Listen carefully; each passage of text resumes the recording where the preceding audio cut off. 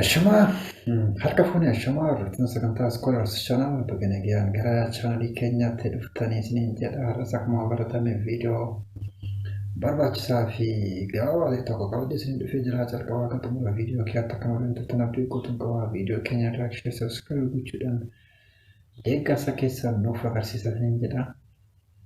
Mata dureen irra qabadhee dhufee waa'ee literature review irratti ta'a yookaan immoo barreeffamoota garaagaraa jedhu. Qorannoo ijoollee ilaalchisee qabxii tokko tokko ilaalla. Viidiyoo keenya subscribe gochuun jalqaba isin jedha. Gara mata dureetti. Egaa akkuma beekamu literature review'n jechuun maal jechuudha yookaan immoo ogbarruu garaagaraa jechuun maal jechuudha.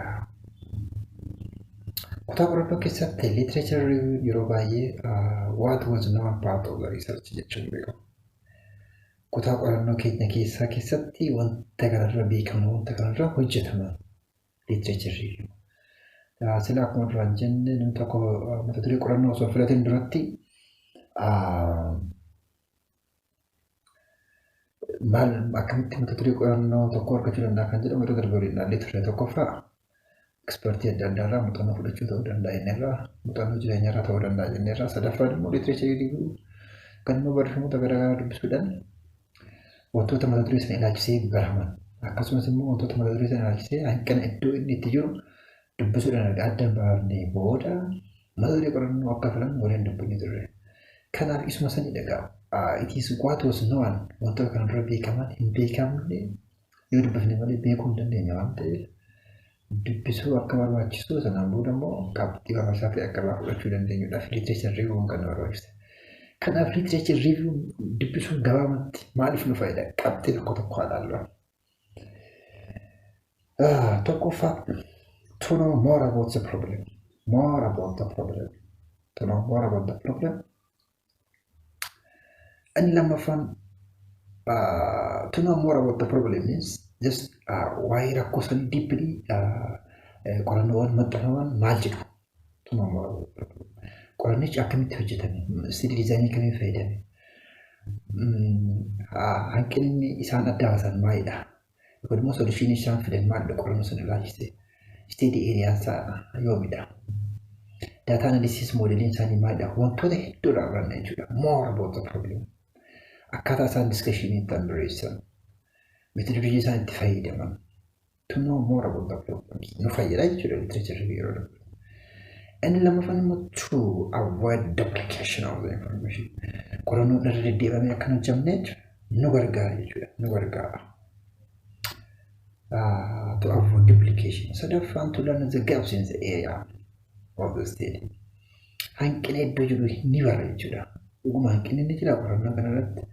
Irratti hojjetamee jira irratti hin hojjetamee walitti hojjetame. Yeroo baay'ee duplication kan jedhamu taayitilii waan wal fakkaatu osoo hin ta'in. Fakkeenyaaf taayitilii wal fakkaataa ta'e, steedii eeriyaan wal fakkaataa ta'e, steedii populationiin wal fakkaataa ta'e, steedii diizaayinii wal fakkaataa ta'e, we can see this a duplication similar steedii. Garuu steedii eeriyaadhaan, steedii diizaayiniidhaan yookaan immoo taayitiliidhaan hamma ta'e yoo gargar ta'e, we can say it's a duplication and as keessatti gaappii argachuu dandeenya jechuudha. Gaappii eessatti hin hojjetamne garaagarummaan eessatti jira? Steedii eeriyaadhamoo, steedii diizaayiniidhamoo, steedii populationiidhamoo kan jedhu adda baafne jechuudha. Sanaan booda mata duree jennee fudhachuu dandeenya. Inni kan biraa to learn various methods others used. The more you read literature review, the more you get the knowledge of methodology, different methodology. The more you read, baay'ee yoo dubbisne wanta baay'ee irraa argachuu dandeenya. Methodology barreeffamoota garaagaraa namoonni adda addaa dubbisan irraa hubachuu dandeenya. Challenges. To forecast or predict challenges that might be faced in the conduct of the study. Yeroo qorannoo hojjennu wantoota nu mudatan challenging adda addaa nu mudachuu danda'u. Some forecast predict gochuu dandeenya because you know the gap. You have the knowledge about the research is the topic. So you can forecast those challenges that you may encounter in the future. The other thing is what literature should you review? Isarraa arganna waan kanish literature review kana isarraa dubbisuu dandeenya. Tokkoffaa journal articles. Journal articles barreeffamoota adda addaa qorannoo adda addaa maxxansu kan maxxanfaman jechuudha. Achirraa arganna wantoota maxxanfaman irraa. Lama fa books. Kitaabota adda addaa. Kitaabni kun kan maxxanfamu ta'uu danda'a, kan hin maxxanfamne ta'uu danda'a. Internet irra.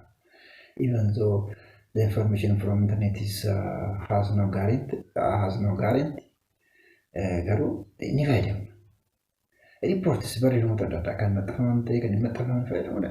Conferences, even personal opinion, personal idea, yaada nama dhuunfaallee fayyadamuu dandeenya. More garuu namoonni baay'een kan itti fayyadaman maalidha? Journal articles barreeffamoota yookaan qorannoowwan maxxanfaman Google Scholar irratti yookaan immoo electronic database garaagaraa irratti kan maxxanfaman irraa literature review'n argamu baay'ee filatamoodha jechuudha. Wantoota kanneen argachuu dandeenya. Inni kan biraa immoo commonly used electronic database eessarraa arganna? Wantoota maxxanfaman kitaabota garaagaraa riippoortii garaagaraa eessaatii arganna? Commonly used electronic database kan jedhamu jira. Yeroo darbe waa'ee Google Scholar waliin ilaallee jirra. Google Scholar electronic database waa'ee barnoota qofaatti xiyyeeffatudha. Inni kun warroota electronic database warra adda isa godha jennee waliin ilaallee jirra. Kanaafuu Google Scholar baay'ee filatamaadha, isa fayyadamuudha. Journal article garaagaraa search engine keessa gallee argachuu dandeenya. Hinaariin, PubMed and Medline. Even though they are very specific to particular disciplines, even we can use as electronic databases to get information about literature review. Irraa fayyadamuu dandeenya jechuudha. Inni kan biraa decide in which order you want to discuss the previous research. Akkamittiin barraa yookaan immoo literature review yeroo barreessinu akkamittiin barreessina kan jedhu wanti dagatamuu hin qabne maal fa'i? Tokkoffaa global to local. Research literature review keessatti yeroo fayyadamnu haalli barreeffama keenyaa tokko from global addunyaarraa gara naannoo nuti jirrutti ta'uu qaba. From global to local and chronological ta'uu danda'u qaba. That means the time should be from past to the current. From past to the current ta'uu danda'u qaba. Viidiyoo keerratti akka bohaartanii fi bu'aa tokkorraa argatan abdii uffatuun qaba. Viidiyoo birootan hanga walitti deemutti nagaan haa ta'aa. Horaa bulaa deebana.